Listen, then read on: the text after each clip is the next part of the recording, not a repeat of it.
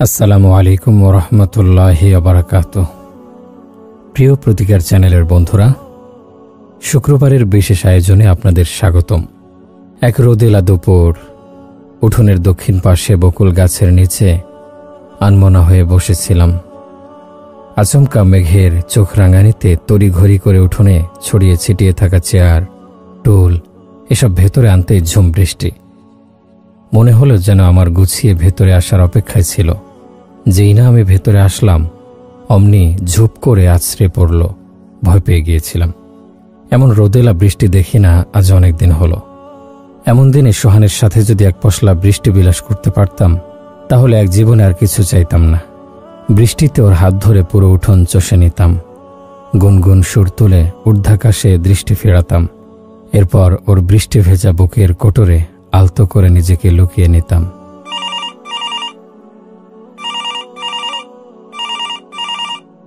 শিশিরের এই ৭-৫ ভাবতে ভাবতেই ফোনটা হঠাৎ বেয়াদবি করে বসল।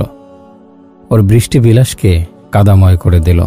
ভ্রকুচকে একদল রাগ দুম করে ফোনের ওপাশের মানুষটার ঠিক নাকের উপর মারতে ইচ্ছে হচ্ছিল, কিন্তু ফোনটা উঠিয়ে দেখে সোহানের ফোন। মুহূর্তে সে রাগের দলাটি আস্ত এক টুকরো ভালোবাসায় বদলে গেল। উত্তেজনা রিসিভ না করে কানে ধরে বসল। উহুরে, কানটা গেল। টুট। রিসিভ করেই একদম নিশ্চুপ হয়ে রইল। সোহান বলল, hello Shishir. No reply. Hello Shishir, একটি জরুরি কথা আছে তোমার সাথে। জরুরি কথা শুনে শিশির স্ফীত কণ্ঠে প্রত্যুত্তর করল, কি কথা হুম? কথাটি হলো, আজ তোমাকে একটা সারপ্রাইজ দেব, বিকেলে কলেজ মাঠে এসো। আচ্ছা, তা না হয় আসলাম, কিন্তু কি সারপ্রাইজ শুনি? বোকা মেয়ে, বলে ফেললে কি আর সেটা সারপ্রাইজ থাকে? আগে তো আসো, আর শোনো, তোমার সে নীল শাড়িটি পরে এসো, সাথে নীল চুড়ি আর বেনি করা চুল। বাব্বা, ঘটনা কি হুম? আজ বেশ এক্সাইটেড মনে হচ্ছে। কবে এক্সাইটেড হলাম না শুনি? তোমার ওই কাজল টানা চোখ দুটোই তো সবকিছুর মূল। আমার কি দোষ? তো যেভাবে বললাম সেভাবে মনে থাকবে তো? শিশির একটু লাজুক মুখ করে বলল, জি জাহাপনা, বৃষ্টিটা একটু থামলেই হয়, আমি আসছি। এই তো আমার সোনা পাখিটি। আচ্ছা, রাখছি তাহলে। শিশির কিছু বলছে না। ফোন রেখে দেওয়ার কথা শুনলেই মেয়েটি অভিমান করে বসে, যে কিনা এই সেদিনও কারো সাথে ফোনে কথা বলতে চাইতো না, ভালো মন্দ জিজ্ঞেস করেই আর কিছু খুঁজে পেত না। আজ সেই কিনা ফোন রেখে দেওয়ার কথা শুনলেই অভিমান করে বসে। আকাশের রঙের মতো মানুষেরও মন পরিবর্তনশীল। না, শুধু রঙে না, ঢঙেও অনেক মিল। মেঘলা মন, বৃষ্টিস্নাত মন, রোদেলা মন, সবটাতে মিল আছে। এমনকি আজকের রোদেলা বৃষ্টির প্রভাবে মনটিও তেমন রোদেলা বৃষ্টির ছায়া ধারণ করছে। এর মধ্যে আবার সোহানের ফোন এসে সে ভেজা আকাশে রংধনু এঁকে দিয়েছে। বৃষ্টি থেমে গেছে। এমন রোদেলা বৃষ্টি বেশিক্ষণ স্থায়ী হয় না ভোরের শিশিরও। যা হোক, বিকেলের কথা কিন্তু ভুলেও ভুলে যাওয়া চলবে না। আজ কতদিন পর সোহান এভাবে শাড়ি পরে যেতে বলল। আমারও খুব করে মন চাচ্ছিল কেউ একজন আমাকে কিছু বলুক, কিছু আদেশ করুক, আমাকে নিয়ে তার অনুভূতির রাজ্যে একটু জোয়ার আসুক, অতঃপর রাজ্যের সুখ আমার হৃদয়ে বাসা বাঁধুক। অপেক্ষার মুহূর্ত বড়ই তিক্ত। আজ আমার সেই তিক্ততা কেটেছে। সোহান আমায় শাড়ি পরতে বলেছে, নীল চুরির সাথে চুলে বেনি বাঁধতে বলেছে। এভাবে কিছুক্ষণ আনমনা হয়ে রইল মেয়েটি। হঠাৎ সম্মিত ফিরে পেয়ে তড়িঘড়ি করে ওয়াশরুমে গিয়ে ফ্রেশ হয়ে নিজেকে নীল করে সাজিয়ে নিল। নীলে ওকে পরীর মতোই লাগে। মনে হয় যেন ক্যানভাসের নীল আকাশে এক টুকরো চাঁদ।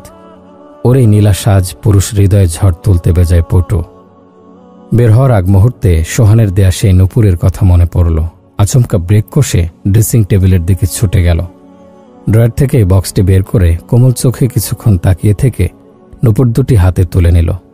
ফ্লোরে হাঁটু গেড়ে বসে পায়ে পড়তেই কেমন যেন অসম্পূর্ণ লাগলো। আর কি করা যায়? ড্রয়ারে হঠাৎ আলতা দেখে ঠোঁটে লাজুক হাসি শোভা পেল। এরপর ওটাকে নিয়ে পাটা একটু লম্বা করে দিয়ে তার আঙাতে লাগলো। গুনগুনিয়ে কিছু একটা গাইতে লাগলো। এরে, কত দেরি হয়ে গেল, এই বলে তড়িঘড়ি করে উঠে দ্রুত বেরিয়ে পড়ল। রিকশায় চড়ে কলেজ মাঠে পৌঁছতেই দেখল সোহান বাইক নিয়ে অপেক্ষা করছে। বাইকের পেছনে চড়া শিশিরের আজন্ম শখ, আর সেটা যদি হয় প্রিয় মানুষটির সাথে, দুধে আলতা অবস্থা। ভাবতেই মনটা আনন্দে নেচে উঠল শিশিরের। এই চাচা দাঁড়ান এখানেই। রিকশাওয়ালা চাচা থামলে শিশির নেমে ভ্যানিটি ব্যাগ থেকে ভাড়া বের করতে যাবে অমনি শো করে বাইক টান দিয়ে কাছে এসে পড়ল সোহান। চাচা, কত ভাড়া? 30 টাকা বাজান। এই নিন। শিশির বলল, আরে আমি দেই না, তুমি ভাড়া দেবে বাইকারকে, এই বলে কলার নাড়িয়ে হেসে দিল। শিশির বলল, তো বাইকে না চড়েই ভাড়া? ও তাই তো, আচ্ছা চড়ো তাহলে, ভাড়াটা হালাল করেই নেই। হা হা হা। শিশির ফিক করে হেসে ফেলল। এরপর অস্ফুটে বলল, দুষ্ট একটা, তো কোথায় যাবে শুনি? ওহ, সারপ্রাইজ হবে, তুমি জাস্ট আমাকে শক্ত করে ধরে রাখবে, ওকে? ওহ, সারপ্রাইজ হবে, তুমি জাস্ট আমাকে শক্ত করে ধরে রাখবে, ওকে? নারীর মন ভালোবাসার কাছে অতি ঠুনকো, যেমনটা আগুনের কাছে মোম, সংস্পর্শে এলেই গলে যায়। নারীও তেমন, একটু নিখাত ভালোবাসা পেলেই নিজেকে একদম সঁপে দেয়। শিশির লাজুক হাসি দিয়ে শাড়িটা গুছিয়ে নিয়ে বাইকের পেছনে উঠে পড়ল। কি, হাতে ভাবে পেছনে রাখলে পড়ে যাবে তো? পেছন দিয়ে আমাকে পেঁচিয়ে ধরো শক্ত করে। সোহানের কথা শুনে শিশির কিছুটা বিব্রত হল। বাইকে চড়ে এভাবে ধরে বসতে কেমন যেন লাগে, আবার অবচেতন মনে ইচ্ছেও জাগে। মধুর দোটানা। শেষে ডান হাতটি আলতো করে কাঁধে রেখে বলল, এভাবে থাকি প্লিজ। সোহান আর কিছু বলল না, ভো করে আচমকা একটা টান দিল। শিশিরের পড়ে যাওয়ার জোগাড় হয়েছিল, ভয় পেয়ে অজান্তেই দপ করে সোহানকে জড়িয়ে ধরল। সোহান ঘাড় বাঁকিয়ে ওর দিকে তাকিয়ে বলল, বোকা মেয়ে, এখনই তো পড়ে যাচ্ছিলে, শক্ত করে ধরে রেখো এভাবে। শিশিরের ভেতরে কিছু একটা ঘটে যাচ্ছে। অবশ্য কিছু একটা বললে ভুল হবে, অনেক কিছু ঘটে যাচ্ছে। এই মুহূর্তে ওর হাত সোহানকে পেঁচিয়ে রেখেছে। বাইক ভ্রুম ভ্রুম করে ছুটে চলেছে। ওর ওড়নাটা থেকে থেকে বাতাসে উড়ে যেতে যাচ্ছে। জগতে এত সুখ রেখে মানুষ এত হাহুতাশ করে কেন? প্রিয় মানুষটির সাথে আজ ঘুরতে এসে শিশির আনন্দে আত্মহারা হয়ে পড়ছে। শঙ্কা, লজ্জা আর ভালোবাসার মিশ্র অনুভূতির চাপে মেয়েটি ভাষা হারিয়ে ফেলছে। একটু মনোরম পরিবেশ দেখে সোহান ব্রেক করল। পাশে বড় একটি ব্রেঞ্চ, এর পাশে ছোট্ট একটি টং দোকান। শিশিরকে বলল, এখানেই নামো শিশির, এই জায়গাটি অত্যধিক রোমাঞ্চকর। ওই দিকটায় একটা নার্সারি আছে, পাশে আবার একটি ফুলের বাগানও আছে। আমি প্রায় মন ভালো না থাকলে এখানে এসে এই দোকানের লাল চা খাই আর ঘুরে ঘুরে ফুল দেখি, নার্সারির বাহারি রকম ফলমূলের গাছ দেখি। শহরের ইট পাথরের বন্দিশালায় দম বন্ধ হয়ে আসে। এমন নৈসর্গিক স্থানগুলো আমার কাছে স্বর্গীয় তুল্য। চলো এই দোকানটাতে বসি। শিশির বলল, তোমাকে কিছুটা গম্ভীর মনে করতাম, কিন্তু আজ সেটা মনে করছি না। আজ কি মনে করছো? একটু গম্ভীর হলেও বেশ। বেশ কি? না কিছু না। আচ্ছা চলো তাহলে। চলো। চাচা, আমাদের 2 কাপ চা দিন তো। দোকানের সামনে এসে দোকানিকে উদ্দেশ্য করে বলল সোহান। বহেন বাজান। দুজন বসে পড়ল। উভয়ে নিশ্চুপ। শিশির আনমনা হয়ে কোথাও তাকিয়ে আছে। প্রকৃতির কোমলতায় মুগ্ধ হয়ে যাচ্ছে, অনুভূতির গভীরতায় নিজেকে হারিয়ে ফেলছে। কিছুক্ষণ পর দোকানি বলল, বাজান চা নেন। সোহান চা দুটি নিয়ে পাশে রেখে শিশিরের দিকে তাকিয়ে বলল, কি, এভাবে কি দেখছো? শিশির সম্মিত ফিরে পেয়ে বলল, কই না তো। হ্যাঁ, চা হলো। সোহান এক কাপ ওর হাতে দিয়ে বলল, এই নাও, একটু দ্রুত খেয়ে নাও, ওই দিকটায় যাব একটু। এ বলে সোহানও চায় মুখ লাগালো। চা শেষ করে দোকানির বিল দেয়া হলে উভয়ে উঠে দাঁড়ালো। গুটি গুটি পায়ে 1 পা 2 পা করে নার্সারির ওই দিকটাতে আগাতে লাগলো। শিশিরের মাথাটা কেমন যেন ঝিমঝিম করছে, খানিকটা অস্বস্তিও। সোহানকে বলল, সোহান, হঠাৎ কেমন যেন লাগছে। কেমন? বুঝতে পারছি না। মা, খুলে বলো বিষয়টা, কি হয়েছিল আমার, আর আমি এখানে কেন? শিশিরের আকণ্ঠ জিজ্ঞাসা। ওর মা নিশ্চুপ। নার্স এসে বলল, আপা, ওকে একটু রেস্ট নিতে দিন, এ মুহূর্তে ওর একটু ঘুমের খুব প্রয়োজন। নার্সকে দেখে তাকে জিজ্ঞেস করল, কি ব্যাপার আপা, আমার কি হয়েছিল, আমি এখানে কি করে, আর সোহান কোথায়? শিশিরের মা আর নার্স চোখাচোখি শুরু করল। ওর মা চট করে বলল, সেই ছেলের নাম তাহলে সোহান? তুই প্রায় যার কথা বলতি, সেই সোহান? যে ছেলের প্রশংসায় পঞ্চমুখ হয়ে থাকতি, সেই সোহান? যার স্মার্টনেস ও যোগ্যতা নিয়ে প্রায় আমাকে বুঝাতি, সেই সোহান? চোখ মুখ লাল হয়ে গেল ওর মায়ের। শিশির এখনো কিছু বুঝে উঠতে পারছে না। অস্ফুটে বলল, কেন, কি হয়েছে মা, আর আমিই বা এখানে কেন? এই বলে হুড়মুড়িয়ে উঠে বসতে গেলেই পায়ের দিকটা প্রচণ্ড ভার বোধ হলো। একটু নড়ে উঠতেই ব্যথায় কুকিয়ে উঠল। তলপেট সহ নিচের দিকটায় আচমকা অজ্ঞাত এক ব্যথায় ভরে গেল। সে কি, আমার কি হয়েছে, এমন হচ্ছে কেন? কি হয়েছে এখনো বুঝতে পারছিস না? এখনো বুঝতে পারছিস না? এ বলে সজোরে ঠাস করে একটা চর মেরে দিল শিশিরের গালে। এজন্যই তোকে পেটে ধরেছিলাম।